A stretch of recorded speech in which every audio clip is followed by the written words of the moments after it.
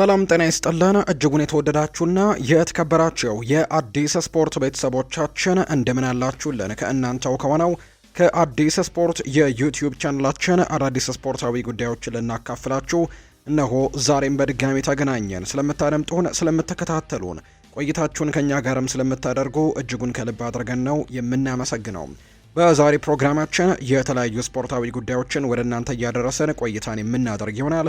ከነዚህ መካከል ትልልቆቹን የአውሮፓ ክለቦች የተመለከቱ ስፖርታዊ ጉዳዮችን እናነሳለን። የአውሮፓ ቻምፒየንስ ሊግ የጥሎ ማለፍ የመልስ ጨዋታዎች ትላንትና ምሽት ቀጥለው ተደርገዋል። በአራት የተለያዩ ትልልቅ የሚባሉ ስቴዲየሞች ጨዋታዎች ተደርገዋል። የመልስ ጨዋታዎች ነበሩ። አላፊዎቹ ቡድኖችም ተለይተው የታወቁበት ጨዋታዎች ነበሩ። በጣም ሲጠበቁ ከነበሩት ምሽቶች መካከል አርሰናል ከባየር ሌቨርኩዘን፣ ማንቸስተር ሲቲ ከሪያል ማድሪድ እንዲሁ ፓሪስ ሰን ዠርሜን እና ቼልሲ ያደረጓቸው ጨዋታዎች ሲጠበቁ ነበር። ከዛ ውጪ ስፖርቲንግ ሊዝበን እና ቦዶ ግሊምትም ያደረጉት ጨዋታ ትላንትና የተደረገ ነው። የእነሱን የጨዋታ ውጤቶችና አንዳንድ ጉዳዮቻቸውን የምናነሳ ነው የሚሆነው። ዛሬም የመልስ ጨዋታዎች ቀጥለው ይደረጋሉ። በትልቅ ጉጉት የሚጠበቁ ጨዋታዎችን የምንጠቁማቸው ይሆናል። በርከት ያሉ ስፖርታዊ ጉዳዮችን እናነሳለን። በአፍሪካ ዋንጫ ላይም የወጡ አዳዲስ መረጃዎች ያሉ እነሱንም መረጃዎች አካተን በዛሬ ፕሮግራማችን ይዘን ቀርበናል።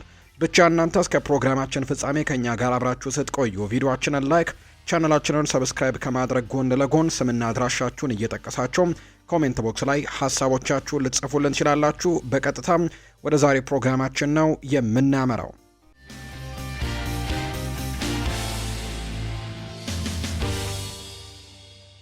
የአፍሪካ ዋንጫ ጉዳዮችን በማስቀደም ነው የዛሬ ፕሮግራማችንን የምንጀምረው። ሴኔጋል የአፍሪካ ዋንጫን ተነጥቃለች። ትላንትና ይፋ በተደረገ መረጃ ካፍ ከወራት በፊት በሴኔጋል አሸናፊነት የተጠናቀቀውን ውድድር ሲመረምር ከቆየ በኋላ አሸናፊነቱን ለሞሮኮ መስጠቱን ነው በአዲሱ ውሳኔ ላይ ይፋ ያደረገው። ካፍ አንቀጽ 82ን በመጥቀስ ውሳኔውን ማስተላለፉን ሲያሳውቅ በአንቀጹ ላይም ማንኛውም ቡድን በመደበኛው የጨዋታ ክፍለ ጊዜ ወቅት ከዳኛው ፊሽካ ውጪ ለመጫወት ፈቃደኛ ካልሆነ ወይም ሜዳውን ለቆ ከወጣ እንደ ተሸናፊ አሊያም የውድድሩ ተሰናባችም ይሆናል የሚል ሕግ እንዳለ ነው ካፍ መረጃውን ይፋ ያደረገው። የሴኔጋል ብሔራዊ ቡድን በፍጻሜው መርሃ ግብር ሜዳውን ለቀው በመውጣታቸው ያልተገባ ባህሪንም አሳይተዋል በሚል ነው ጥፋተኛ እንደተባሉ የተነገረው። ካፍ ባስተላለፈው ውሳኔ መሰረት የሞሮኮ ብሔራዊ ቡድን በፎርፌ ሴኔጋልን 3-0 በመርታትም የአፍሪካ ዋንጫን ማሸነፏን ይፋ አድርጓል። የሴኔጋል እግር ኳስ ፌዴሬሽን በቀጣይ ውሳኔውን ለማስቀየር ወደ ስፖርት ገላጋይ ፍርድ ቤት ካስም በማቅናት ጉዳዩን እንደሚከታተሉ ነው ይፋ የተደረገው። ከፍጻሜው ጨዋታ በኋላ ሞሮኮ ብሔራዊ ቡድን የይግባኝ ጥያቄ አቅርበው እንደነበር ወይም ደግሞ የተለየ ሕግ ሊኖር ይገባል ወይም ደግሞ በመውጣታቸው ምክንያት ፎርፌ ሊሰጠን ይገባል በሚል አቤቱታ ማቅረባቸው የሚታወስ ነው ለካፍና ያንን ሲመረምር ቆይቶ ካፍ አንቀጹን በመጥቀስም ሴኔጋል ያሸነፈችውን ዋንጫ እንድትነጠቅ እንደተደረገ ነው መረጃዎች የወጡት። ሴኔጋል ጉዳዩን ግን ወደ ካስ ለመውሰድም ደብዳቤ እያሰናዳች እንደሆነና ጧት በማለዳ ቤቱቷን በዓለም አቀፉ የስፖርት ገላጋይ ፍርድ ቤትም እንደምታሰማ ነው ይፋ የተደረገው። ዓለም እውነተኛውን አሸናፊ ግን ጠንቅቆ ያውቃል ብሏል ሳዲዮ ማኔ በማህበራዊ ገጹ ላይ ባሰፈረው መረጃ። በካፍ ውሳኔ የአፍሪካ ዋንጫውን የተነጠቁት ሴኔጋሎች የብሔራዊ ቡድን ኮከባቸው ሳዲዮ ማኔ ቅሬታውን ገልጿል። ሳዲዮ ማኔ በማህበራዊ ትስስር ገጹ ባስተላለፈው አጭር መልእክትም ዓለም እውነተኛውን አሸናፊ ጠንቅቆ ያውቀዋል ሲልም ነው መልእክቱን ያስተላለፈው። የካፍ ውሳኔ የቡድኑን በርካታ አባላትን ሲያስቆጣ፣ ሌላኛው የቡድኑ አባል የነበረው ሙሳ ኒያኬቲ እናንተ እብዶች ናችሁ፣ መታችሁ ሜዳሊያን እስኪ ትወስዱታላችሁ ሲልም ጭምር ነው መልእክቱን እያጋራ የሚገኘውና በአፍሪካ እግር ኳስ ሌላም አወዛጋቢ ጉዳይ እንደተፈጠረ ነው የተገለጸው። ወደ ውጭ ሀገር ስፖርታዊ መረጃዎቻችን በቀጥታ እናምራ። የአውሮፓ ቻምፒየንስ ሊግ ትናንትና ምሽት የተደረጉ ጨዋታ ውጤቶችን ደግሞ ወደ እናንተ እናደርስ ወደ ቤተሰቦቻችን። የአውሮፓ ቻምፒየንስ ሊግ የጥሎ ማለፍ ጨዋታዎች ትላንትናም ቀጥለው ተደርገዋል። ትላንት በአራት የተለያዩ ስቴዲየሞች ናቸው ጨዋታዎች የተደረጉት። ሲጠበቁ የነበሩ ጨዋታዎች ነበሩ። ትላንትና ከሚደረጉት አራት ጨዋታዎች መካከል ሶስቱ ጨዋታዎች በሜዳቸው ለመቀልበስ ወይም ደግሞ ውጤቱን ለመቀልበስ የገቡ ቡድኖች እንደነበሩ ተመልክተናል። በመጀመሪያው ዙር ጨዋታ ጠንካራ ያለ ሽንፈት ገጥሟቸው ለምሳሌ ያክል ስፖርቲንግ ሊዝበን በመጀመሪያው ዙር ወደ ኖርዌይ አመርቶ በቦዶ ግሊምት 3-0 ተሸንፎ ነው የመጀመሪያውን ዙር ያጠናቀቀውና ትናንት በሜዳው ሆዜ አልቫላዴ ያንን ውጤት ለመቀልበስ ነው ወደ ሜዳ የገባው። ከዛ ውጪ ቼልሲና ፓሪስ ሰን ዠርሜንም ይጠቀሳሉ። ቼልሲ በመጀመሪያው ዙር ጨዋታ ወደ ፓርክ ደ ፕሪንስ አቀንቶ በፓሪስ ሰን ዠርሜን 5-2 ተሸንፎ ነበር የመጣውና የትላንትናውን ጨዋታም ለመቀልበስ በሜዳው ሙከራዎች የሚያደርግበት ጨዋታ እንደሆነ ከጨዋታው በፊት ሲነገር ነበር። ሌላኛው ማንቸስተር ሲቲ ባለፈው ሳምንት ወደ ሳንቲያጎ ቤርናቢዮ አቅንቶ በሪያል ማድሪድ 3-0 ተሸንፎ ነበር። ትላንትና በኢቲሃድ ጨዋታውን ለመቀልበስ እንደገቡም ስንነግራችሁ እንደነበር የምናስታውሰው ነው። ሌላኛው አርሰናልና ባየር ሌቨርኩዘን ያደረጉት ጨዋታ ግን በመጀመሪያው ዙር ጨዋታ በአቻ ውጤት የተጠናቀቀ ነበርና አርሰናል የተሻለ ግምት ተሰጥቶት ነበር። በትላንትናው ጨዋታ በቅደም ተከተል እናንሳቸው። ለመቀልበስ ከገቡት ቡድኖች መካከል ግን ከአንዱ ቡድን ውጪ ሌሎቹ ተሸንፈው ነው ጭራሽ ጨዋታውን የሚያጠናቀቁት። የመጀመሪያውን ጨዋታ እንመልከት። በሆዜ አልቫላዴ በፖርቱጋል ሊዝበን ላይ የተደረገው ጨዋታ ነው።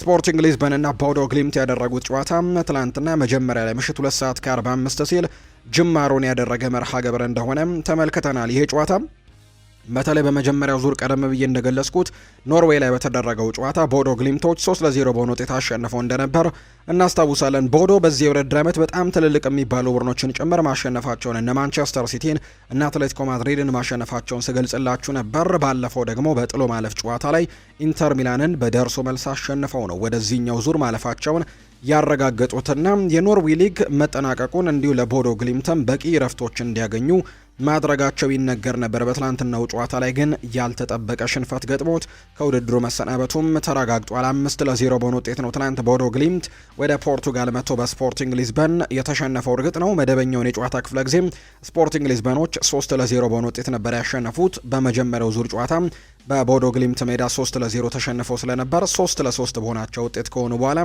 የጭማሪ 30 ደቂቃዎች ተጨምረው በዚህም በስፖርቲንግ ሊዝበኖች ሌላ 2 ጎል ጨምረው በአጠቃላይ 5-3 በሆነ ውጤት በማሸነፍ ሩብ ፍጻሜውን መቀላቀል የቻለ ቡድን መሆኑን ስፖርቲንግ ሊዝበን አረጋግጧል። ቦዶ ግሊምት ግን የዚህ ውድድር ዓመት እጅግ አስደናቂው የአውሮፓ ቻምፒየንስ ሊግ ጉዞ በስፖርቲንግ ሊዝበን ትላንትና የተጋታበት ምሽት ሆኖ የተጠናቀቀበት ጨዋታ እንደሆነ የተመለከትነው። በዚህም ስፖርቲንግ ሊዝበን በአጠቃላይ በድምር ውጤት 5-3 በሆነ ውጤት በማሸነፍ ወደ ቀጣዩ ዙር ማለፉን ያረጋገጠ ቡድን ሆኗል። ጎንካሎ ኢናሲዮ ነው 34ኛው ደቂቃ ላይ ቀዳሚውን ጎል ለስፖርቲንግ ሊዝበን ያስቆጠረው።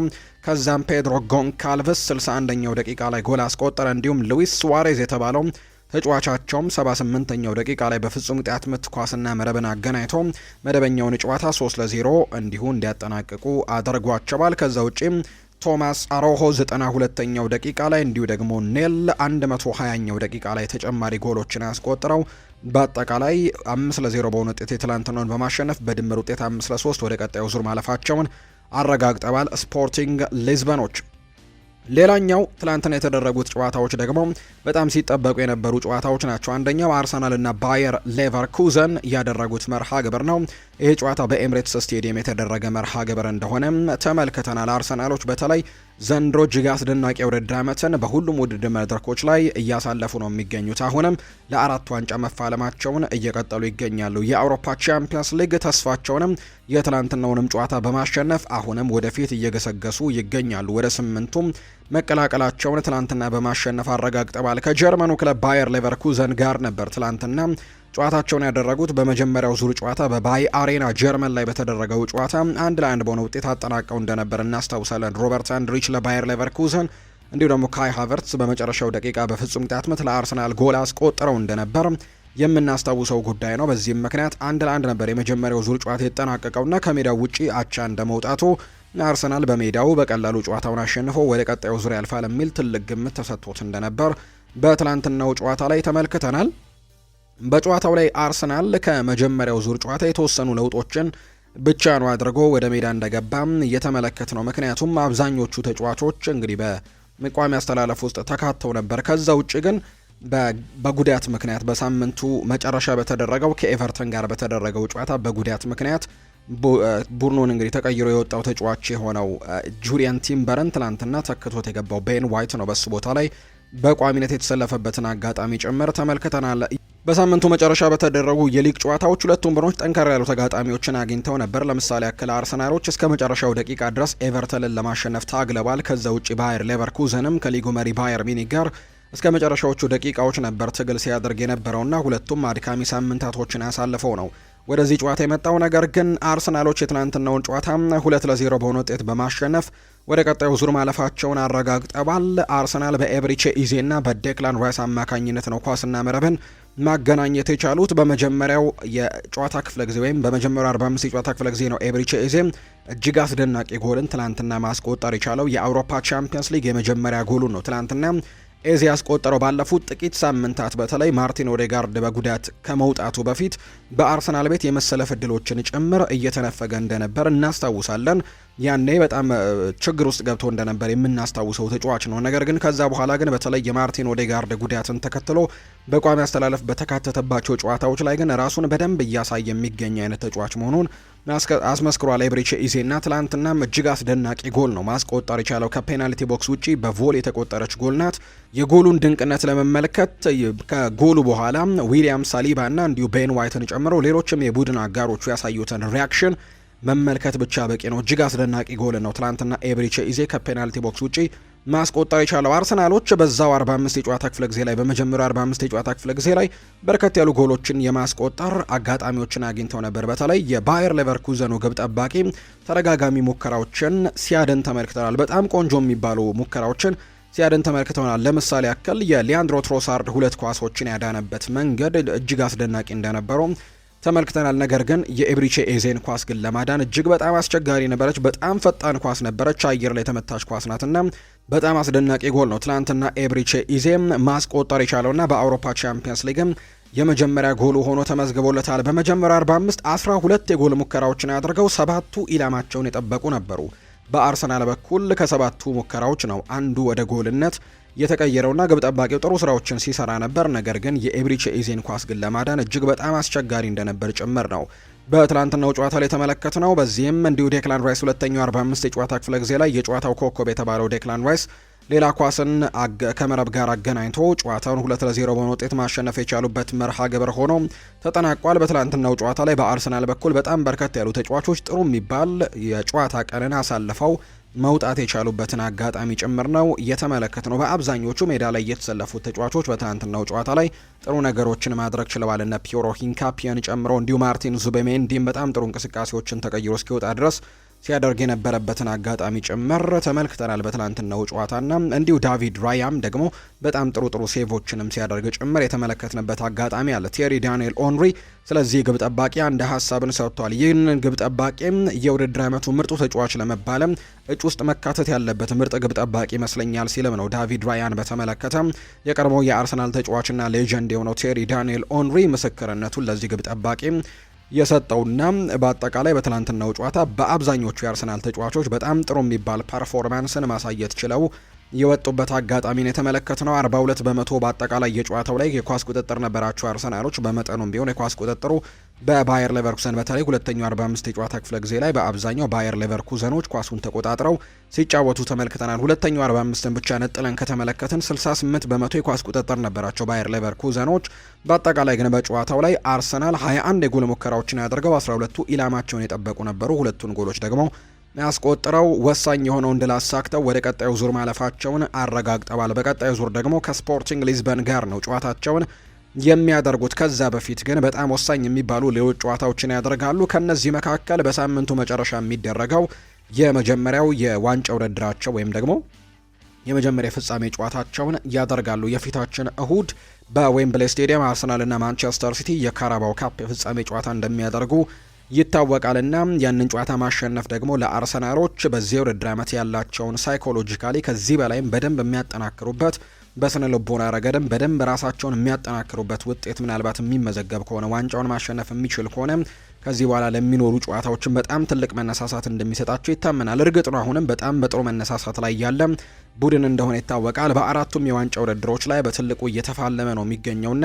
በጣም ጥሩ የውድድር ዓመትን እያሳለፉ ነው። ትላንትና ድላቸውን አስቀጥለው ነው መውጣት የቻሉት። ውጤቱን ተከትሎ አርሰናል በድምር ውጤት 3-1 በማሸነፍ ወደ ቀጣዩ ዙር አልፈዋል። ኤብሪቼ ኢዜ ከጨዋታው በኋላ አንዳንድ ሀሳቦቹን ሰጥቷል። ኤዜ በቻምፒየንስ ሊጉ የመጀመሪያ ግቡን ካስቆጠረ በኋላ ነው ደስታውን የገለጸው።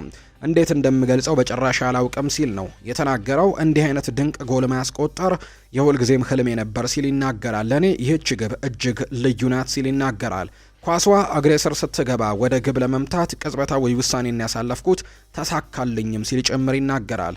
ይህንን ልዩ አጋጣሚም ስለፈጠረልኝና በእኔ ላይ ደግሞ እንዲህ አይነት ድንቅ ጎሎችን እንዳስቆጠር ለረዳኝ ፈጣሪም አመሰግናለሁ ሲልም ጭምር ነው ኤብሪቼ ኢዜ የሚናገረው። ይህ በምወደው ክለብ ማሊያ በቻምፒየንስ ሊግ መድረክ ያስቆጠርኳት የመጀመሪያ ጎሌ ናት። ይህቺ ጅምር እንጂ ገና ለብዙ ስኬቶች መክፈቻ እንደምትሆን ሙሉ እምነት አለኝ ሲልም ነው ከትላንትናው ጎል በኋላ ሀሳቡን የሰጠው ኤብሪቼ ኢዜ። ሚኬል አርቴታም ከጨዋታ በኋላ አንዳንድ ጉዳዮችን አንስቷል። ስለ ኤዜ ድንቅ ብቃትም ተጠይቆ ምላሹን ሰጥቷል። ኤዜ እጅግ አስደናቂ ጎል ነው ያስቆጠረው ሲል ይናገራል። በአጠቃላይ ይህንን ጨዋታ ማሸነፍ ይገባን ነበር፣ የሚገባንን ድልም ነው ይዘን የወጣ ነው። የኤዜ የኳስ ክህሎትን እናውቀዋለን። እሱ ከዚህ በላይ ብዙ አስገራሚ ብቃቶች እንዳሉትም በደንብ አውቃለሁ ሲልም ነው የተናገረው። አሰልጣኝ ሚኬል አርቴታም ስለ ኤብሪቼ ኢዜ ሲናገር ስለ ዴክላን ራይስም ተጠይቆ ምላሹን ሰጥቷል። የጨዋታው ኮከብ የተባለው ዴክላን ራይስ ነው። እሱ ሁሌም ቢሆን የተለየ ተጫዋች ነው። በዚህኛው ጨዋታም እሱም ሆነ ሙሉ ቡድኑን ለማሸነፍ የነበራቸው ረሃብም ከፍተኛ ነበር። ውጤቱን አሳይተናል። ራይስ ማለት ራይስ ነው። በየ3 ቀኑ እየተጫወተ በዚህ ደረጃ ብቃት ማሳየት በእውነቱ አስደናቂ ታሪክ ነው ወይም ደግሞ አስደናቂ ልጅ ነው ሲልም ጭምር ነው የተናገረለት። ስለ ግብ ጠባቂው ዳቪድ ራያም ጥያቄ ቀርቦለት ነበር። በዚህኛው ጨዋታ የማይታመን ኳስ አድኗል። እሱ የቡድናችን ቁጥር 1 ግብ ጠባቂ ሆኖ እዚህ የተገኘውም ለዚህ ነውና በጣም ድንቅ ሴቭን ማድረግ ችሏል ሲልም ጭምር ነው የተናገረው። አሰልጣኝ ሚኬል አርቴታ ስለ ዳቪድ ራያም ሴቮችም እንዲሁ ሀሳቡን ሰጥቷል። በአጠቃላይ ግን አርሰናል ፐርፌክት የነበረ ምሽትን በትላንትናው ጨዋታ ላይ ማሳለፍ የቻለበትን አጋጣሚ ተመልክተናል። በተለይ ደግሞ በሳምንቱ መጨረሻ ለሚደረገው የካራባው ካፕ ፍጻሜ ጨዋታን በትልቁ የሞራል መነሳሳትም ይሰጣቸዋል ተብሎ ይታሰባል። ወደ ቀጣዩ ዙር ማለፋቸውና የትላንትናውን ጨዋታ ማሸነፋቸውን ተከትሎ ሌላኛው ቸልሲና ፓሪስ ሳን ዠርሜን ያደረጉትና በጣም በጉጉት ሲጠበቅ የነበረው ጨዋታ ነው ይሄ መርሃ ግብር። ምክንያቱም በመጀመሪያው ዙር ጨዋታ በፓርክ ደ ፕሪንስ የመጀመሪያው ዙር ጨዋታ ላይ ፓሪስ ሳን ዠርሜኖች 5-2 በሆነ ውጤት አሸንፈው እንደነበር እናስታውሳለን። ነገር ግን ፓሪስ ሳን ዠርሜኖች ያንን ጨዋታ 5-2 ያሸነፉ እንጂ በጨዋታው ላይ የነበረውን እንቅስቃሴ ግን የሚገልጽ አይነት ውጤት አይደለም ብለው በርካቶች ሀሳቦቻቸውን ሲሰጡ ነበር። ምክንያቱም ቸልሲዎች በዛ ጨዋታ ላይ ጥሩ ነገሮችን ቢያደርጉም በመጨረሻዎቹ ደቂቃዎች አካባቢ ላይ ግብ ጠባቂውና ሌሎችም ተጫዋቾች በሰሯቸው ጥፋቶች የጎል ልዩነቱ ሰፍቶ የወጣበት መርሃ ግብር እንደሆነ ያምኑ ነበርና የትላንትናውን ጨዋታ ለመቀልበስም በጣም በርከት ያሉ ሀሳቦችን ሲሰጡ ዣኦ ፔድሮ እና አሰልጣኝ ሊያም ሮስኒየር ጭምር ጨዋታውን እንደሚቀለብሱ ሲናገሩ ነበር። የቀድሞ ቸልሲ ተጫዋቾች ጭምር ጨዋታው ላይ በትልቁ ቸልሲዎች ጨዋታውን የመቀልበስ አቅም እንዳላቸው ጭምር ሲናገሩ እንደነበር የምናስታውሰው ነው። ቸልሲ ጎሎችን ያስቆጠረው ጨዋታውን ሊያሸንፍ ይችላል። ዋናው ትልቁ ነጥብ ግን ፓሪስ ሰን ዠርሜን ጎል እንዳያስቆጠር ማድረግ አለባቸው የሚሉ አይነት ሀሳቦችም ጭምር ከጨዋታው በፊት ሲሰጡ እንደነበር የተመለከትንበት አጋጣሚ ነበር።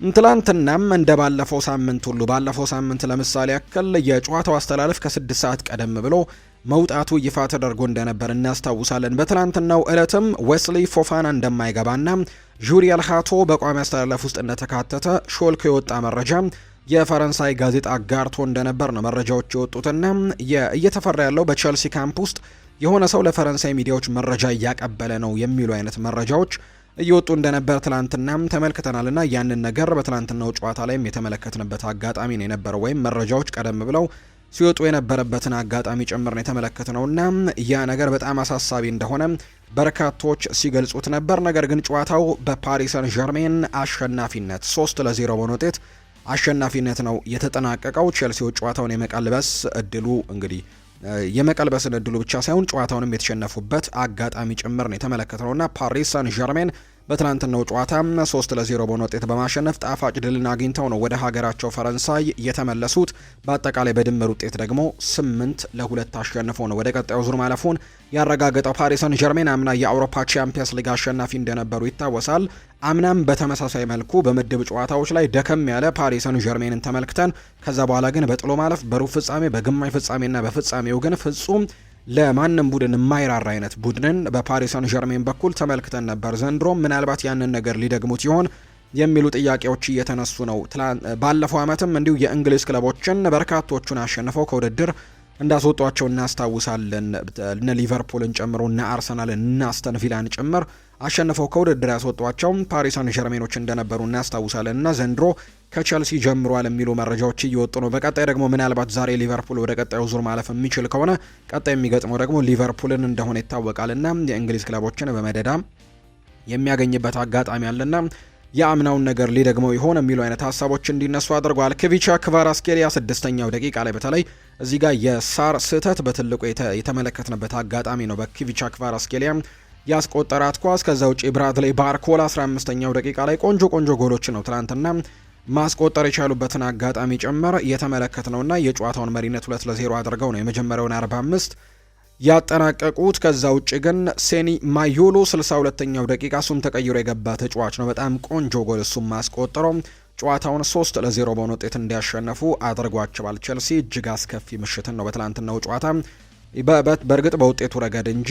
ብዙ ሙከራዎችን አድርገዋል። በጨዋታው ላይ ጎል ለማስቆጠር በጣም ብዙ ታግለዋል። 18 የጎል ሙከራዎችን አድርገው 9 ኢላማቸውን የጠበቁ ሙከራዎች ነበሩ። በፓሪስ ሰን ዠርሜን በኩል በተለይ በመጀመሪያው 45 የጨዋታ ክፍለ ጊዜ በጣም ያገኟቸውን አጋጣሚዎች ወደ ጎልነት ሲቀይሩ የነበረበት ሀፍ ነው ማለት ይቻላል። የመጀመሪያው 45 6 ሙከራዎችን ያደረጉት 4ቱ ኢላማቸውን ጠብቀው 2 ወደ ጎልነት የተቀየሩበት አጋጣሚ ጭምር ነው የተመለከትነው። በአጠቃላይ በጨዋታው ላይ 8 የጎል ሙከራዎችን ነው ፓሪስ ሰን ዠርሜን ያደረገው። ከነዛ መካከል 3ቱ ወደ ጎልነት የተቀየረበት አጋጣሚ ነበር። በአንጻሩ በቼልሲ በኩል 18 የጎል ሙከራዎችን ቢያደርጉም ነገር ግን ጎል ማስቆጠር ያልቻሉበት አጋጣሚ ሆኖ ነው በትላንትናው ጨዋታ ላይ የተጠናቀቀውና ለቼልሲ ከውድድሩ ውጪ የሆነበት አጋጣሚን ተመልክተናል። ፓሪስ ሰን ዠርሜኖችን በድምር ውጤት 8-2 አሸንፈው ወደ ቀጣዩ ዙር ማለፋቸውን ያረጋገጡበት ውጤት ሆኗል። ሌላኛው ሪያል ማድሪድ እና ማንቸስተር ሲቲ ያደረጉት ጨዋታ በትልቅ በጉጉት ሲጠበቁ ከነበሩ ጨዋታዎች መካከል አንደኛው ነው። በመጀመሪያው ዙር ጨዋታ ሪያል ማድሪድ ሳይጠበቅ ማንቸስተር ሲቲን በሜዳው ሳንቲያጎ ቤርናቢው 3-0 አሸንፈው ነበር። ሪያል ማድሪድ ዘንድሮ እያሳለፈ ከሚገኘው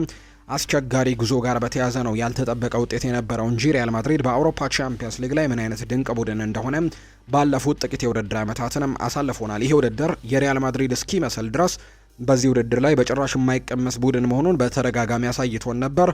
ትላንትናም እንዲሁ የመልሱ ጨዋታ በኢቲሃድ ስቴዲየም ተደርጎ ነበር። ማንቸስተር ሲቲዎች ጨዋታውን ለመቀልበስ በትልቁ ጥረቶችን ሲያደርጉ ተመልክተናል። ከጨዋታው በፊትም አሰልጣኝ ፔፕ ጓርዲዮላ ጭምር ይህንን ውጤት እንደሚቀለብስ የማያምን ሰው ወደ ጨዋታው እንዳይመጣም ትልቅ ገንዘቦችን ነው ለተጫዋቾች የምንከፍለው፣ ስለዚህ ይህንን ጨዋታ ለመቀልበስ እንደምንችል የማያምን ተጫዋች ካለ ወደ ሜዳ እንዳይመጣ ሲሉ ጭምር ሀሳባቸውን ሰጥተው ነበር። የትላንትናውን ጨዋታ ለመቀልበስም ሙከራዎችን ሲያደርጉ ተመልክተናል። አሰልጣኝ ፔፕ ጓርዲዮላ ከመጀመሪያው ዙር ጨዋታም የአራት ተጫዋቾች ለውጥን ያደርገው ነው ወደ ትላንትናው ጨዋታ የመጡት። ማታያስ ኑኔስ፣ አይት ኑሪ፣ ቲያኒ ራይንደርስ እና ራያን ሸርኪ በትላንትናው ጨዋታ ላይ በቋሚነት ተሰልፈዋል። ወይም ደግሞ ከባለፈው ሳምንት ጨዋታውን በቋሚነት ያልጀመሩ ተጫዋቾች በትናንትናው ጨዋታ ላይ እነዚህ ተጫዋቾች በጨዋታው ቋሚነት ጀምረዋል። በጉዳት ምክንያት ብዙ አማራጮችን ያጡት የሪያል ማድሪድ አሰልጣኝ አርቤሎ በበኩላቸው አንድ ተጫዋች ብቻ ነው ለውጥ ያደረጉት፣ እሱም የግዴታ ለውጥ ነው። ፌርላንድ ሜንዲ ነበር ባለፈው ሳምንት በቋሚነት የተሰለፈው፣ ነገር ግን በጉዳት ምክንያት ጨዋታውን ማድረግ አይችልምና ፋራን ጋርሲያ እሱን ተክቶ ትናንትና ወደ ሜዳ ገብተዋል። ኤምባፔ፣ ዳቪድ አላባ፣ ካሬራስ እና ጎንዛሎ ጋርሲያ ግን ተጠባባቂ ወንበር ላይ ትላንትና ተቀምጠውም የተመለከትንበት አጋጣሚ ነበር። ማንቸስተር ሲቲ ጥሩ አጀማመሮችን ያደርገው ነበር። ተደጋጋሚ ሙከራዎችንም ማድረግ የቻለበትን አጋጣሚ ጭምር ተመልክተን ነበር። ብዙ ነገሮችን ወይም ደግሞ ለመቀየርም ውጤቱን ለመቀልበስም ጥረቶችን ሲያደርግ ተመልክተን ነበር። በተለይ በመጀመሪያዎቹ 10 እና 15 ደቂቃዎች ላይ ያንን ነገር ለማድረግ ሙከራዎችን ሲያደርጉ ተመልክተናል። ነገር ግን የጨዋታውን መልክ የቀየረች አንድ አጋጣሚ ግን ተፈጠረች። በአንድ የማጥቃት አጋጣሚ ቪኒሲዮስ ጁኒየር በግራ እግሩ ወደ ጎል የሞከራት ኳስ ዳቪድ ሲልቫ እንግዲህ ኳሱን ለማውጣት ሲሞክር እጁን ወደ ኋላ አጣምሮ ነበር በእርግጥ፣ ነገር ግን በእጁ አካባቢ ኳሱን ወደ ውጭ በማውጣቱ ጎል የሚሆን ኳስ በእጁ በማውጣቱ ምክንያት በቫር ውሳኔ በርናርዶ ሲልቫ በቀይ ካርድ ከሜዳ እንዲወጣም ተደረገ። ምክንያቱም እንግዲህ ጎል የሚሆን ኳስ ነው በእጁ ያወጣውና በዚህ ምክንያት በርናርዶ ሲልቫ ቀጥታ ቀይ ካርድ ተመለከተ። ከዛ ውጭ ደግሞ የፍጹም ቅጣት ምት ለሪያል ማድሪድ ተሰጠም። ከፍጹም ቅጣት ምቱ በላይ ግን የአንድ ተጫዋች ጎዶሎ መሆን ወይም ደግሞ በርናርዶ ሲልቫን በቀይ ካርድ ማጣታቸው ሙሉ ለሙሉ ብዙ ነገሮችን እንዲቀይር ያደረገበት አጋጣሚ ነው የተመለከትነው። ቪኒሲዮስ ጁኒየር ባለፈው ሳምንትም እንዲሁ የፍጹም ቅጣት ምት አግኝተው ጂያንሉጂ ዶናሩማ አድኖበት እንደነበር ይታወሳል። አንዳንድ የሪያል ማድሪድ ተጫዋቾች በተለይ ቪኒሲዮስ ጁኒየር የፍጹም ቅጣት ምት የሚመታበትን ታክቲኩን ካልቀየረ ፍጹም ቅጣት ምት መምታት የለበትም የሚሉ አይነት ሀሳቦች እንዳላቸው ጭምር ሲነገር ነበር። ምክንያቱም በዚህ የውድድር ዓመት ከመታቸው ግማሽ ያክሉን የሳተበት አጋጣሚ እንደነበር የሚታወስ ነውና ትናንትናም የፍጹም ቅጣት ምት አግኝቶ ለፌዴሪኮ ቫልቬርዴ ልሰጠው ጠይቄው ነበር፣ ነገር ግን እሱ እኔ እንድመታ ፈቅዶልኛል። አሁንም ስላመነኝ በጣም ከልብ አድርጌ ያመሰግነዋለሁ ሲልም ጭምር ነው የተናገረው ቪኒሲዮስ ጁኒየር። ትናንትና ግን ወደ ጎልነት ቀይሮት ሪያል ማድሪድን መሪ ያደረገ። 22ኛው ደቂቃ ላይ ኤርሊንግ ብራውት ሃላንድ 41ኛው ደቂቃ ላይ ኳስና መረብን አገናኝቶ ሁለቱ ቡድኖች አቻ ያደረገበት አጋጣሚ ነበር። ኬሊያን ምባፔ ትናንትና ወደ ሜዳ የገባበትም አጋጣሚ ከረጅም ጊዜ ጉዳት በኋላ ወደ ሜዳ የገባበትን አጋጣሚ ጭምር እንዲሁ ተመልክተናል። ጨዋታው ሊጠናቀቅ ጥቂት ሰከንዶች ሲቀሩት ወይም የጨዋታው ፊሽካ በሚጠበቅበት ሰዓት ቪኒሲዮስ ጁኒየር ሌላ ኳስና መረብን አገናኝቶ ሪያል ማድሪድን 2-1 አሸናፊ አድርጓል። የትላንትናው ጨዋታ በአጠቃላይ በድምር ውጤት ሪያል ማድሪድ ማንቸስተር ሲቲን 5-1 በሆነ ውጤት በማሸነፍ ወደ ቀጣዩ ዙር ማለፋቸውን ያረጋገጡበት ውጤት የተመዘገበበት ምሽት ሆኖ ተጠናቋል። ማንቸስተር ሲቲዎች የትላንትናውን ጨዋታ ቀልብሰው ለማለፍ ያደረጉት ጥረት ሳይሳካላቸው ቀርቷል። ይሄ ጨዋታ ለኛ በጣም አስፈላጊ ነበረ። በዚህ የውድድር ዘመን ወይም በዚህ የውድድር ዓመት ወጥነት የጎደለው ነበርን። ነገር ግን በዚህ ጨዋታ ወቅት ከታላቅ ተጋጣሚ ጋር ጨዋታን መቆጣጠር እንደምንችል በደንብ አሳይተናል። የፍጹም ቅጣት ምቱንም ፌዴሪኮ ቫልቬርዴ በድጋሚ እንድመታ ጠየቅኩት፣ ነገር ግን በድጋሚ እንድመታ እንደሚፈልግ ነገረኝና ላሳደረብኝ እምነትም በጣም አመሰግነዋለሁ ሲል ነው ቪኒ ጁኒየር ከጨዋታው በኋላ ሀሳቡን የሰጠው። ሌላኛው ጄሚ ካራገር ነው ሀሳቡን የሰጠው። ቪኒሲዮስ ሁልጊዜም በቻምፒየንስ ሊግ ጨዋታዎች ጥሩ ብቃትን ያሳያል፣ ከአመት አመትና በዚህ አመት እንደገና ይህንኑ ተመሳሳይ ነገር አድርጓል ሲልም ጭምር ነው ጄሚ ካራገር ቪኒሲዮስ ጁኒየርን ያሞካሸው። ቪኒ ጁኒየር የጨዋታው ኮከብ ያስባለውን ሽልማትም ከተቀበለ በኋላ ሲናገር ጤና ይስጥልኝ ሪያል ማድሪዶች፣ ዛሬ በማሸነፋችን በጣም ደስተኛ ነኝ። ሩብ ፍጻሜውን ለማለፍም ችለናል። ስለ ቋሚ ድጋፋችሁም እናመሰግናለን። የበለጠ ድሎችን እንደምንጎናጸፍም እርግጠኛ ነኝ ሲልም ጭምር ነው ከጨዋታው በኋላ በነበረውና ከሽልማቱ በኋላ ቪኒሲዮስ ጁኒየር ሀሳቡን የሰጠው። ትላንትና ቲቦ ኩርቱባ ጉዳት ገጥሞት ተቀይሮ ሲወጣ ተመልክተነዋል። አንድሪያ ሉኒን ነው ተክቶት የገባው። ቲቦ ኩርቱባ የደረሰበት ጉዳት ያን ያክል ከባድ አይደለም፣ ለደርቢው ጨዋታ ይደርሳል ብሏል አሰልጣኝ አልቫሮ አርቤሏ። ውሳኔው ለጥንቃቄ ሲባል ብቻ የተወሰነ ነው፣ ቅያሪው ለጥንቃቄ ብቻ የተደረገ ነው ሲልም የተናገረው። ቪኒ ቀጥልና በጣም ጥሩ ቡድንን ጥሩ አሰልጣኝ አለ፣ ለእንደዚህ አይነት ጨዋታዎች ምን ማድረግ እንዳለብንም ጠንቅቀን እናውቃለንና ጨዋታውን ድል አድርገን በማለፋችንም በጣም ተደስቻለሁ ሲልም ጭምር ነው ሀሳቡን የሰጠው። ቪኒሲዮስ ጁኒየር ነው ከጨዋታው በኋላ እንደዚህ አይነት ጉዳዮችን እያነሳ እንደነበረ እየተመለከት ነው። የትላንትናው ጨዋታ ውጤትም ለሪያል ማድሪድ እጅግ በጣም ወሳኝ የነበረ ውጤት እንደሆነ ነው እየተመለከት ነው። በዓለም ላይ ካሉ ምርጥ ተጫዋቾች ያለ ፍራቻ ወደፊት ሲያጠቁ እናያለን። እናም ቪኒሲዮስ ጁኒየር በድጋሚ ይህንኑ ነገር አሳይቷል። እናም በጣም በጥሩ አቋም ላይ እንደሚገኝ የትላንትናው ጨዋታ ላይ በጣም በጥሩ ሁኔታ ላይ እንደነበር የሚያሳይ አይነት ፐርፎርማንስን አድርጓል ሲልም ጭምር ነው ሀሳቡን የሰጠው። ይህንን ሀሳብ የተናገረው ወይን ማርክ ሩኒ ነው። ጀረሚ ዶኩ ከጨዋታ በኋላ አንዳንድ ጉዳዮችን አንስተዋል። የውድድር ዓመት ለወደፊት ጉዟችን ብዙ ትምህርቶችን ይሰጠናል፣ ተመልሰን እንመጣለን ሲልም ነው ጀረሚ ዶኩ የሚናገረው። ፔፕ ጓርዲዮላ በማንቸስተር ሲቲ አንድ የቻምፒየንስ ሊግ ዋንጫ ብቻ ስለማሸነፍም ተጠይቆ ምላሹን ሰጥቷል። እንግዲህ ጓዶቼ አንድ ቀን እዚህ መጥቼ ደህና ሁኑ እላችኋለሁ ጓዶቼ፣ አሁንም እዚህ የአንድ ዓመት ኮንትራት አለኝና ሁሉም ሊያባረረኝ ይፈልጋል ሲልም ጭምር ነው የተናገረው። በደንብ እውቅና ለማግኘት 6 የቻምፒየንስ ሊግ ዋንጫዎችን ማሸነፍ አለብኝ ወይ? አዎ ካላችሁኝ በእርግጠኝነት ባርሴሎና ትሬብልና እንዲሁ ደግሞ የተለያዩ ነገሮችን ካሸነፍኩኝ በኋላ ከዚያ ጊዜ ጀምሮ ትሬብልን እንዲሁ ካላሸነፍኩኝ እኔ የማሰለጥነው ቡድኖች ስኬታማ አይደሉም ማለት ነው ወይ? ከመጀመሪያው ቀን ጀምሮ ያንን ነገር አውቃለሁ። የመጀመሪያው የውድድር ዘመን እዚህ ስመጣ የቻምፒየንስ ሊግን መቼ ታሸነፋለ ትላኛላችሁ። ከዛም በሊጉ 100 ነጥብ አሳኩ። ነገር ግን እናንተ ቻምፒየንስ ሊግ መቼ ያሸነፋችሁ ብላችሁ ትጠይቁ ነበር። በመጨረሻም ቻምፒየንስ ሊግ አሸንፈናል። ከዛ ደግሞ መልሳችሁ ለምን 5 የአውሮፓ ቻምፒየንስ ሊግ ዋንጫዎችን አላሸነፍክም ብላችሁ ሌላ ጥያቄ ይዛችሁ ትመጣላችሁ።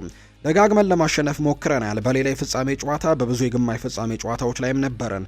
ይህ ክለብ በቻምፒየንስ ሊግ ደረጃ ከድሮ በተሻለ ትንሽ ከፍ ያለ ደረጃ ላይ እንደደረሰም በደንብ አውቃለሁ ሲልም ጭምር ነው የተናገረው ፔፕ ጓርዲዮላ ከትላንትናው ጨዋታ በኋላም በጋዜጠኞች በቀረበለት ጥያቄ ላይ ሀሳቡን የሰጠው። ትላንትና ምሽት በተካሄዱ የአውሮፓ ቻምፒየንስ ሊግ የጥሎ ማለፍ የመልስ ጨዋታዎች በኋላ ወደ ሩብ ፍጻሜ ያለፉ 4 ክለቦች ተለይተው ታውቀዋል። በዚህ መሰረትም ስፖርቲንግ ሊዝበን፣ አርሰናል፣ ሪያል ማድሪድ እና ፓሪስ ሰን ዠርሜን ሩብ ፍጻሜውን ተቀላቅለዋል። አርሰናል በቀጣይ ከስፖርቲንግ ሊዝበን ጋር እንደሚደርሰው የተረጋገጠ ጉዳይ ነው። በአንጻሩ ሪያል ማድሪድ ዛሬ ከባየር ሚኒክ እና አታላንታ ጋር አሸናፊው ጋር ነው የሚጫወተው። ባየር ሚኒክ በመጀመሪያው ዙር ጨዋታ 5-1 አሸንፏል ከሜዳው ውጪ።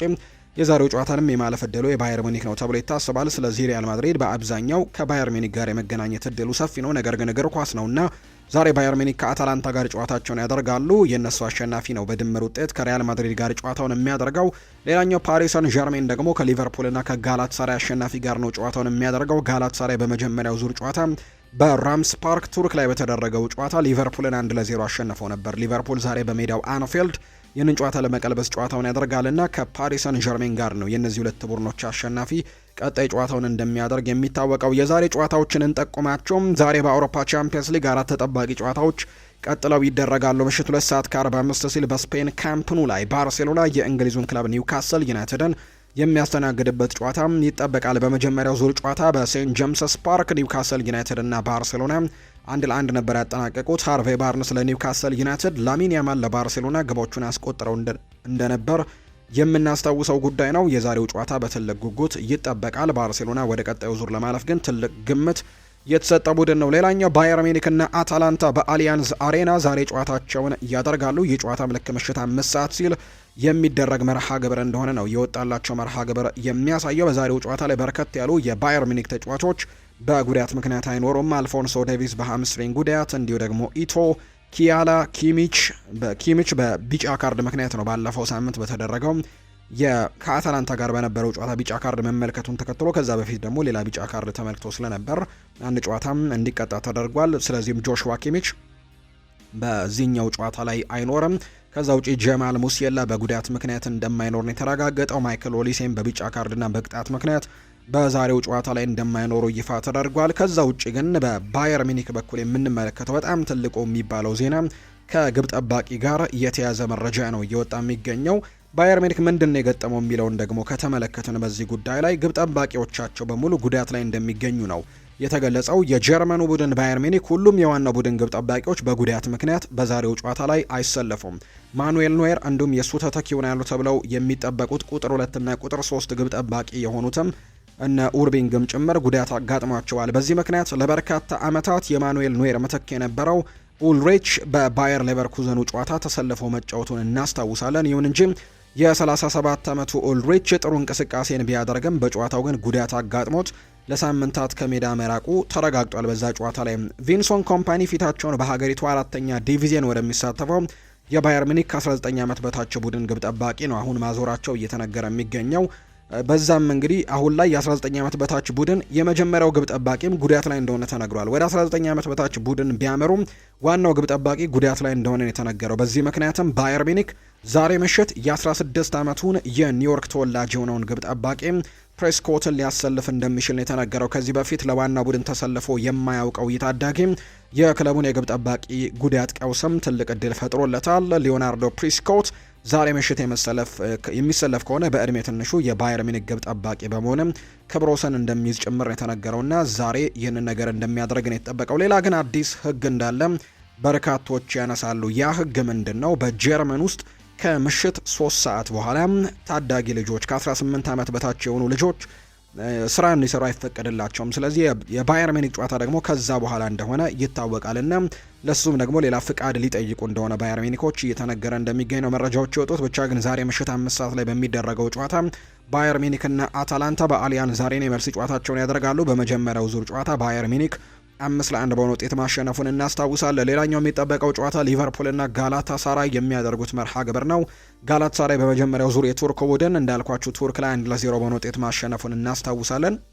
ማሪዮ ለሚና ነበር ብቸኛውን ጎል ያስቆጠረው። ዛሬ የአርኔ ስሎት ቡድን ሊቨርፑል ይህንን ውጤት ለመቀልበስም ትልቅ ትንቅንቅ ያደርጋል ተብሎ ይታሰባል። ምሽት 5 ሰዓት ላይ በሚደረገው ጨዋታ ሊቨርፑል በሜዳውና በደጋፊ ፊት ጨዋታውን ያደርጋል ተብሎ ነው የሚታሰበውና በጉጉት ይጠበቃል የዛሬው ጨዋታ። ሌላኛው ምሽት 5 ሰዓት ላይ ቶትንሃም ሆትስፐርስ በሜዳውና በደጋፊው ፊት ከአትሌቲኮ ማድሪድ ጋር የሚያደርገው ጨዋታም እንዲሁ ይጠበቃል። በመጀመሪያው ዙር ጨዋታ 5-2 በሆነ ውጤት ነው አትሌቲኮ ማድሪዶች ያሸነፉት። ያኔ ግብ ጠባቂው በተለይ ኪኒስኪ በጣም በትልቁ ትችቶች ሲደርሱበትና የተደጋጋሚ ስህተቶችም ሲሰራ እንደነበር እናስታውሳለን። በዛሬው ጨዋታ ላይ ግን ኢጎር ቱዶር ያን ስህተት እንደማይደግሙት ይጠበቃል። ጨዋታውን ቀልብሰው ለማለፍ ግን በጣም አስቸጋሪ ሆነባቸዋል ተብሎ ነው የሚታሰበው። ዛሬ ልክ ምሽት 5 ሰዓት ሲል ግን ቶትናም በሜዳውና በደጋፊ ፊት ከአትሌቲኮ ማድሪድ ጋር የመልስ ጨዋታውን እንደሚያደርግ እየተረጋገጠ ጉዳይ ነው። ዛሬ የሚደረጉ ጨዋታዎች እነዚህ ነው የሚመስሉት።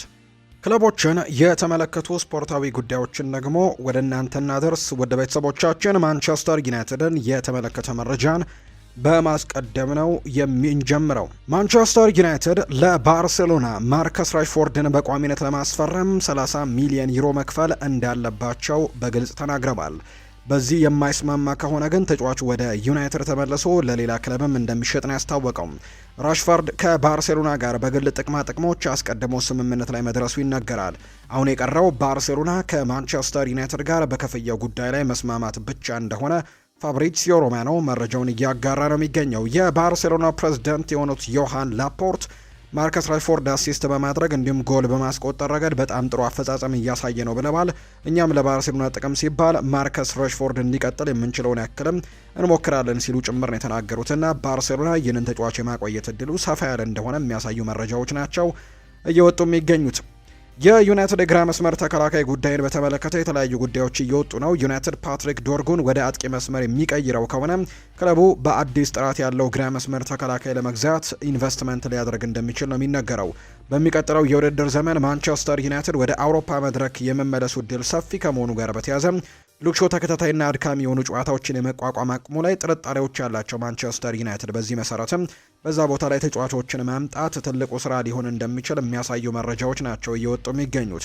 ማንቸስተር ዩናይትድ በሚቀጥለው የዝውውር መስኮት አዲስ የግራ መስመር ተከላካይ ለማስፈረም በትልቁ እንቅስቃሴዎችን እያደረገ ነው የሚገኘው። ዩናይትድ በማይክል ካሪክ መሪነትም በአውሮፓ መድረክ ለመሳተፍ የሚያስችለውን ውጤት እያስመዘገበ በመሆኑ የዩናይትድ አመራሮች ያንን ቦታ በትልቁ ደግሞ ተክቶ መጫወት የሚችል አይነት ተጫዋችን ገበያው ላይ በክረምቱ እንደሚያፈላልጉ የሚያሳዩ መረጃዎችም በትልቁ እየወጡ እንዳሉ ነው ዘገባዎቹ የጠቀሙት። ሌላኛው ከማንቸስተር ዩናይትድ ጋር በተያያዘ የሚነሳው የጆሹዋ ዘርክዚ ጉዳይ ነው። በክረምቱ የተጫዋቾች የዝውውር መስኮት የተጫዋች ክለቡን ለቆ ይወጣል ተብሎ ይታሰባል። ማንቸስተር ዩናይትድ በክረምቱ ለጆሹዋ ዘርክዚ 21.6 ሚሊዮን ፓውንድ ይጠይቃል። ሁኔታው ደግሞ ዌስትሃም እየተከታተለው እንደሚገኝ ተናግሯል። የጣሊያን ክለቦችም ጆሹዋ ዘርክዚን ለማስፈረም ትልቅ ፍላጎት እንዳላቸው ይነገራል። ነገር ግን አሁን ላይ በትልቁ የተጫዋች ወደ ዌስትሃም ዩናይትድ የማምራት እድልም እንዳለው ነው የተነገረው። ዌስትሃም 21.6 ሚሊዮን ፓውንድ ይከፍላል ወይ በትልቁ የሚጠየቅ ጥያቄ ነው። በተለይ በሊጉ ደግሞ የማይቆይ ከሆነ ወይም ደግሞ በፕሪሚየር ሊጉ መቆየታቸውን የማያረጋግጡ ከሆነ ምናልባት ይህንን ተጫዋች የማስፈረም እድላቸው ጠበብ ሊል እንደሚችል ነው የተነገረው። ማንቸስተር ዩናይትድ ብሩኖ ፈርናንዴዝን ለማንቸስተር ዩናይትድ ቤት ለማቆየት የተቻለውን ሁሉ እንደሚያደርጉ ነው ለተጫዋቹ ያስታወቁት። ተጫዋቹ በተለይ በክረምቱ የተጫዋቾች የዝውውር መስኮት ምናልባት ከዩናይትድ ሊለቅ ይችላል የሚሉ አይነት ዘገባዎች ከዚህ በፊት ሲወጡ እንደነበረ እናስታውሳለን። ያ ውሳኔ ግን እስካሁን የተወሰነ እንዳልሆነ ይፋ ተደርጓል። ተጫዋቹ በክረምቱ የዓለም ዋንጫ በኋላ ነው ውሳኔውን ይሰጣል ተብሎ የሚታሰበው። ዩናይትዶች ግን በተለይ ይህ ተጫዋች ለቡድኑ በጣም ትልቅ ግልጋሎትን የሚሰጥ ተጫዋች ከመሆኑ ጋር በተያያዘ አሁን ላይ በክለቡ ለማቆየትም ጥረቶችን እያደረጉ እንደሚገኝ ጭምር ነው መረጃዎች እየወጡ የሚገኙትና ይህንን ተጫዋች የመልቀቅ ምንም አይነት ፍላጎት የላቸውም። ብሩኖ ግን ከዓለም ዋንጫው በኋላ በማንቸስተር ዩናይትድ ስለሚኖረው ቆይታ ላይ ትልቅ ውሳኔን ያሳልፋል ተብሎ ይጠበቃል። ዩናይትድ ደግሞ በክለቡ ለማቆየት ጥረቱን ቀጥሏል። ማንቸስተር ዩናይትዶች ጄጄ ጋብሪኤልን ከዋናው ቡድን ጋር በቅድመ ውድድር ዘመን ጉዞ ውስጥም ለማካተት እቅድ እንዲያዙ ነው የተነገረው። በሚቀጥለው የቱራቸው ላይ ይህንን ተጫዋች ያካትቱታል ተብሏል። ማንቸስተር ዩናይትድ የውድድር ዘመኑ ሲጠናቀቅ ማታያስ ፈርናንዴስን ከዌስትሃም ዩናይትድ ለማስፈረም ፍላጎት ያለው ሲሆን በዚህ ጥረቱም ትልቅ መነቃቃትን የሚፈጥር መረጃ አግኝቷል። ቶክ ስፖርት ባወጣው ዘገባ መሰረት ይህ የ42 ሚሊዮን ፓውንድ ዋጋ የወጣለት ፖርቱጋላዊ አማካይ በሚቀጥለው የውድድር ዘመን በእንግሊዝ ሁለተኛ ዲቪዚየን ወይም ሻምፒዮንሺፕ ውስጥ መጫወት አይፈልግም።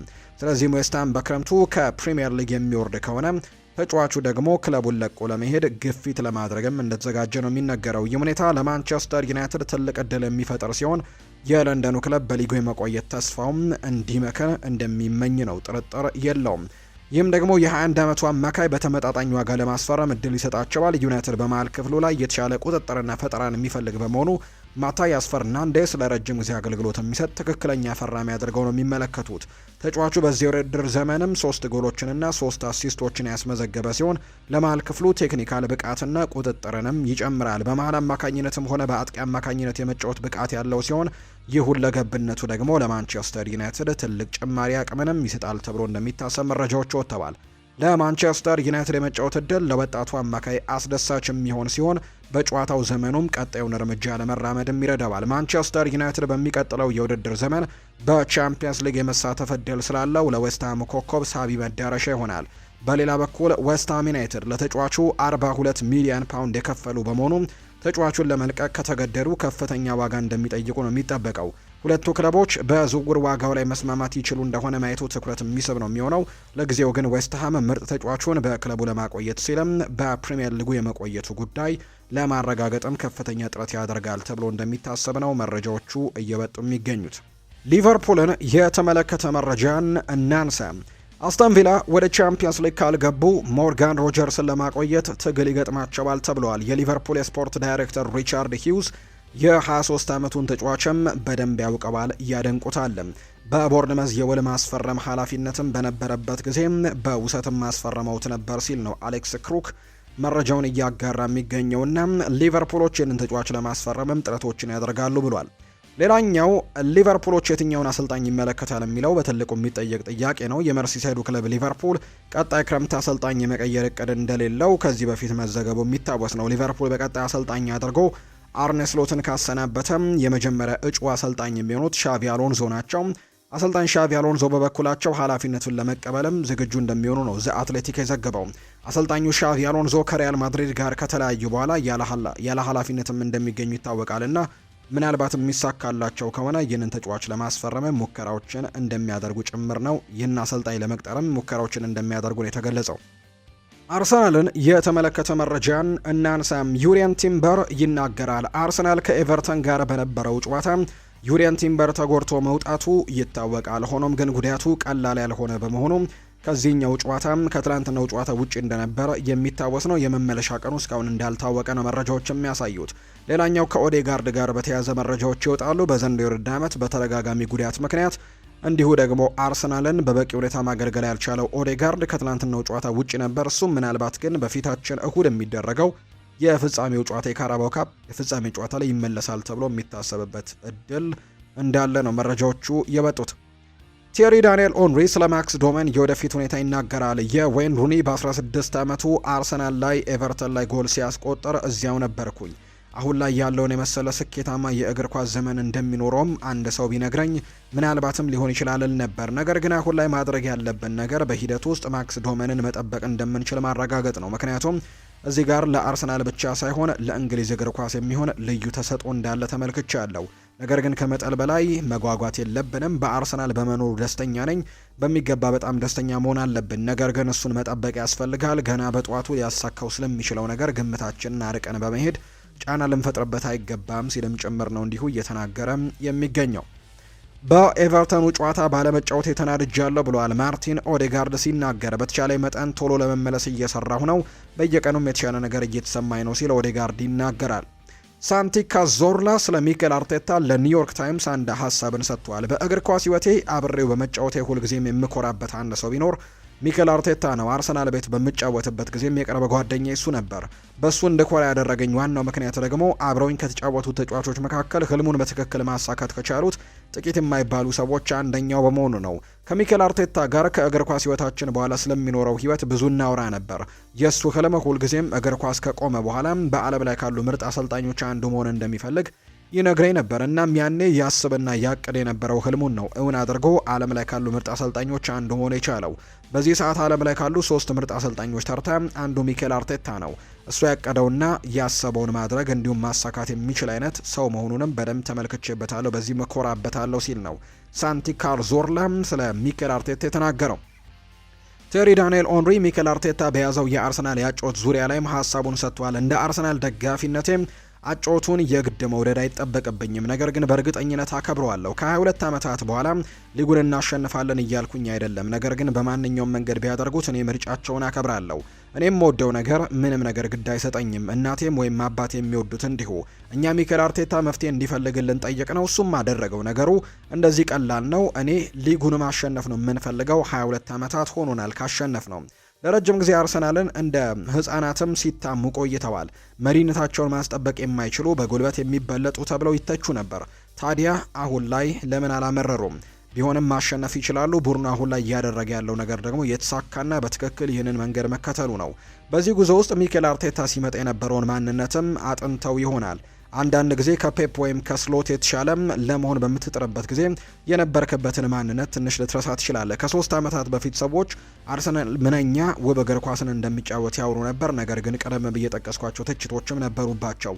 አሁን ደግሞ ያንን ጥንካሬያቸውን እያሳዩ ሲሆን ሰዎች በሁኔታው ደስተኛ አይደሉም ሲልም ነው የተናገረው ቴሪ ዳንኤል ኦንሪ። ዋናው ግን ዋንጫውን ማሸነፍ ይጠበቅባቸዋል ሲልም ጭምር ነው ቴሪ ዳንኤል ኦንሪም የሚናገረው። ጄሚ ካራገርም ይናገራል። ከሚኬል አርቴታ ጋር በተያዘ ሲናገር ከምናውቃቸው አሰልጣኞች ሁሉ የተለየ ነው። በተለይም በፕሪሚየር ሊጉ በ2019 የውድድር ዘመን አጋማሽ ላይ ሲመጣ አርሰናል የኤፍኤ ካፕን አሸንፈዋል፣ ትልልቅ ክለቦችንም ድል አድርጓል። ያን ጊዜ ቡድኑ ያን ያክል ጠንካራ ባይሆንም 8ኛ ሆኖ ነበር ያጠናቀቀው። ከጥቂት ዓመታት በኋላ 5ኛ ሆኖ ሲያጠናቀቁ ደጋፊዎች በእውነት ከጎኑ እንደሆኑ ይሰማ ነበር።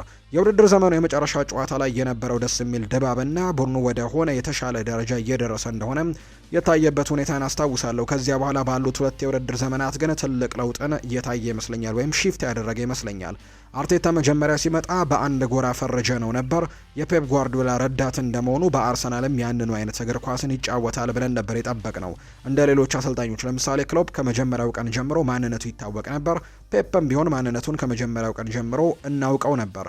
5ኛና ከዚያም 2ኛ ሆነው ያጠናቀቁበት የውድድር ዘመን እግር ኳሱ ድንቅ ነበር። ነገር ግን ካለፈው የውድድር ዘመን ጀምሮ ግን ከአንዱ ዘይቤ ወደ ሞሪኒዮ መሰላጮትም ተቀይሯል። እኔም ላለፉት ጥቂት ዓመታት አርሰናልንና አርቴታን በዚህ መልኩ ስጠራቸው ቆይቻለሁ። ይህንን የምለው ግን ለትችት አልነበረም። ሞሪኒዮና ጓርዲዮላ ባለፉት 20 ዓመታት እጅግ ስኬታማ ከሆኑ አሰልጣኞች ናቸው።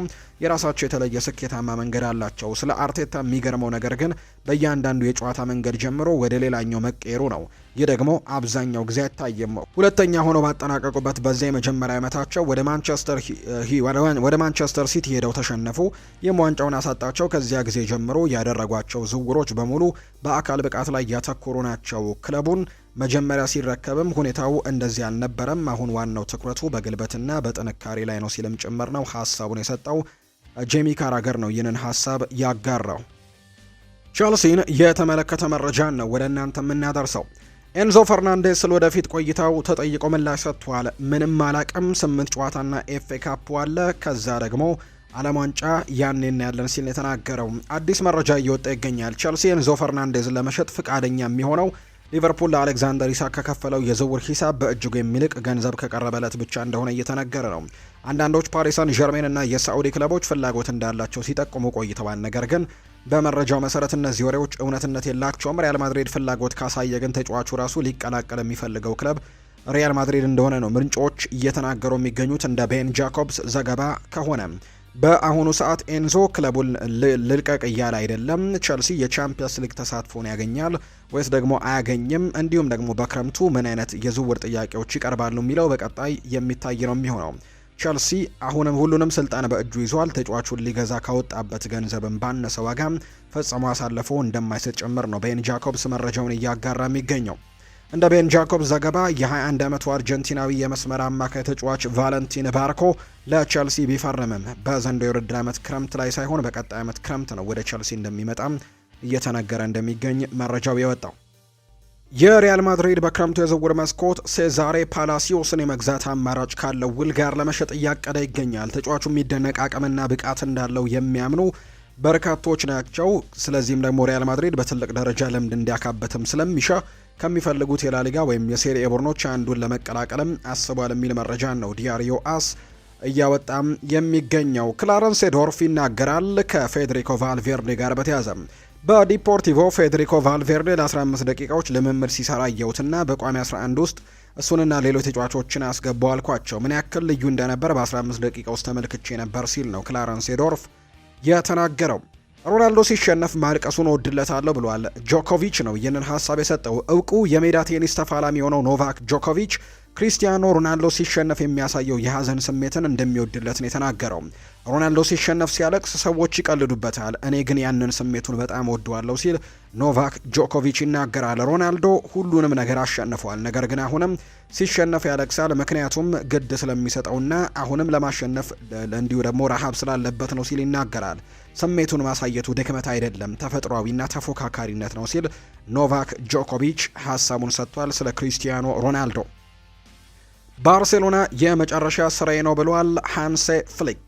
ጀርመናዊው አሰልጣኝ ሃንሴ ፍሊክ ባርሴሎና የአሰልጣኝነት የመጨረሻ ስራቸው መሆኑን ያስታወቀው ባለፉት 2 ዓመታት ባርሴሎናን እያሰለጠኑ የሚገኙት ሃንሴ ፍሊክ በክለቡ እስከ 2027 የሚያቆይም ውል አላቸው።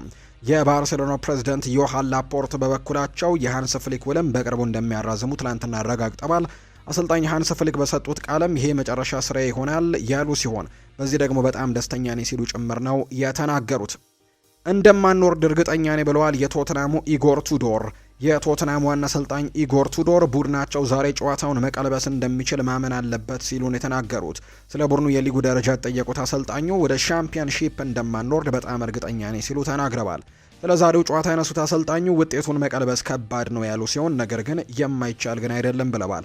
ማድረግ እንደምንችል ማመን አለብን። ዋናው ነገር እሱ ነው። ነገሩ ግን ጥሩ ነገር ማድረግ እንደምንችልና አትሌቲኮ ማድሪድ ከኛ እንደማይበልጥም ለማሳየት ጥሩ እድል ነው ሲሉ ኢጎር ቱዶር ተናግረዋል።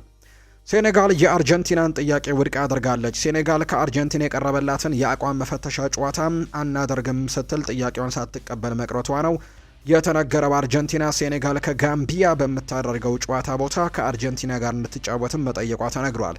የሴኔጋል እግር ኳስ ፌዴሬሽን ፕሬዝደንት ጥያቄውን ውድቅ ማድረጋቸውን የተነገረው ፕሬዝደንቱ ጋምቢያ ላይ ይህንን ማድረግ አንችልም ሲሉ ምላሽ መስጠታቸውን የተነገረው አርጀንቲና ከስፔን ልታደርገው የነበረው ጨዋታ መሰረዙን ተከትሎ የወዳጅነት ጨዋታ ለማድረግም በመፈለግ ላይ መሆኑ ነው የተነገረው።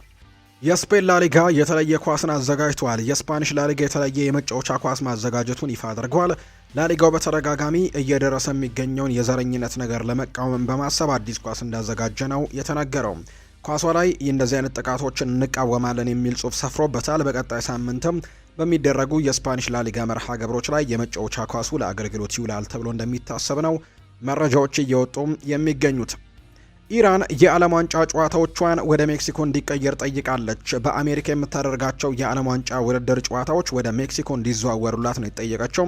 በሜክሲኮ የሚገኘው ኤምባሲም ጨዋታዎቹ ወደ ሜክሲኮ እንዲቀየሩ ከፊፋ ጋር ድርድር እየተደረገ መሆኑን ያስታወቀው። ይህ ካልሆነ ግን ኢራን በዚህ ምክንያትም ብሔራዊ ቡድኗ ወደ አሜሪካን እንደማትልክ ነው ይፋ ያደረገችው። ለዚህ ምክንያቱም ከፕሬዝደንቱ ለቡድኑ ደህንነት ዋስትና መስጠት እንደማይችሉ በመናገራቸው መሆኑን ነው ይፋ ያደረገችው። ዶናልድ ትራምፕ በቅርቡ ኢራን በውድድሩ መሳተፏ ተገቢ አይመስለኝም፣ እንግዲህ እነዚህ ነገሮችን ዋስትና እንወስድም ሲሉ መናገራቸው ይታወሳል። ሜክሲኮ በአሜሪካና ካናዳ ጋር በመሆንም የዓለም ዋንጫ ውድድሩን በጣምራ እንደሚያዘጋጁ ይታወቃል። ኢራን በበኩሏ የምድብ ጨዋታዎቿን ሎስ አንጀለስ እና ሲያትል ላይ እንድታደርግ መርሃ ግብር ወጥቶላት ነበር። ነገር ግን አሁን ላይ ወደ ሜክሲኮ እንዲቀየርላት ጥያቄ እያቀረበች እንደምትገኝ ነው መረጃዎች እየወጡ የሚገኙት። የተወደዳችሁና የተከበራችሁ ቤተሰቦቻችን ለዛሬ ያዝንላችሁ አዳዲስ ስፖርታዊ ጉዳዮቻችን እነዚህን ነው የሚመስሉት። ስላደመጣችሁን፣ ስለተከታተላችሁን ቆይታችሁም ከኛ ጋር ስለሆነ እጅግ ከልብ አድርገን እናመሰግናለን። ፉአድ ባህሩ የዛሬውን ፕሮግራም እየመራው ከእናንተ ጋር ቆይታን አድርግ ያለው። በቀጣይ ፕሮግራሞቻችን ሌሎች ስፖርታዊ ጉዳዮችን፣ ሌሎች አዳዲስ መረጃዎችን አካተን በድጋሚ ተመልሰን የምንገናኝ ይሆናል። ስላደመጣችሁኝ፣ ስለተከታተላችሁኝ ቆይታችሁም ከኛ ጋር ስለሆነ እጅግ ከልብ አድርገን ነው የምናመሰግነው። በቀጣይ ፕሮግራሞቻችን እንገናኛለን። መልካም ጊዜ እንዲሆንላችሁ ነው በአክብሮት የምመኘው።